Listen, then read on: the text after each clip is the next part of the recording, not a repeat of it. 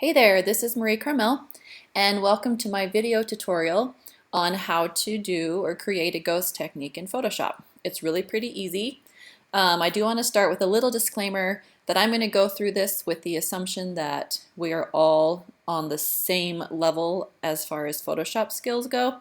So if you do have a question about a particular tool or maybe shortcut that I used, just feel free to Google that. It'll be easy to find. I'm just not going to get really down and dirty and technical with everything that I'm doing here.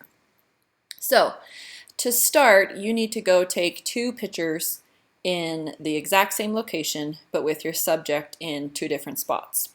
For me, I took my daughter just out front in our street, and for the first picture, I have her looking over her right shoulder, and the second, I moved her and she's looking over her left. So again, they're not exactly the same, but they're very similar, you know, close enough to what I need. The first thing I'm going to do is take my second photo. I'm going to select all of it and copy and paste it on top of my other photo. So now I have two layers. My top one obviously is the one I just pasted. I'm going to reduce that opacity of that top layer so I can see underneath it. And I want to move it so I can line it up as close as I can with the other photo underneath it. Now here, what I'm really worried about is the area the closest to her. So obviously like this tree over here to the right doesn't line up, but I'm going to erase that anyway in my next step, so I'm not worried about that lining up as much as maybe these cars behind her, because some of those obviously won't all be erased when I get to that step.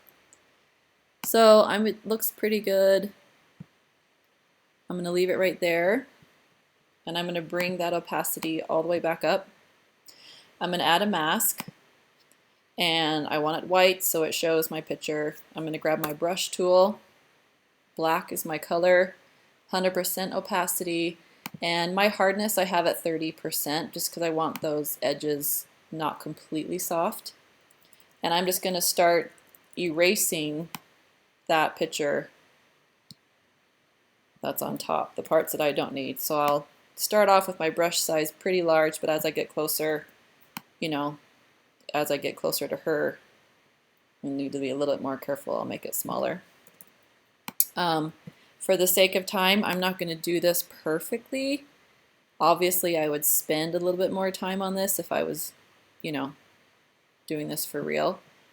But as you can see, if I turn that layer on and off, I can go back, you know, after and touch up areas that I've missed. But really what I'm looking for is just obvious places that wouldn't line up. Like for instance, this car right here in the background. You know, obviously that looks off, and so I would play with that a little bit more. I could move the image around afterwards if I needed to, that layer, to get it to line up. But right now that looks pretty good.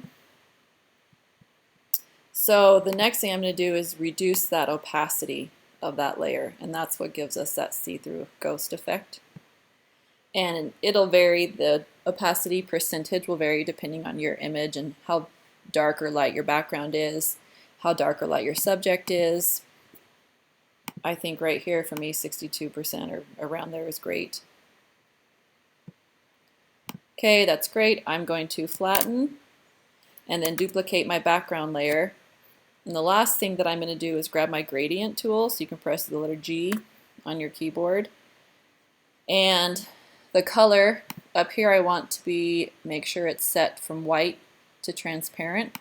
And then I want the radial gradient so it comes as a circle. And I'm just going to start kind of right here in her chest and pull out just outside her body, let go. And I'm going to do that a few times.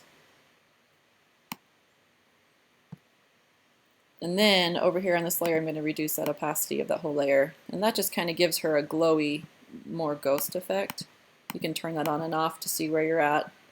And that can be as light or as bright as you want. I don't want it too obvious, but I just want it a little bit because it makes her pop a little bit more.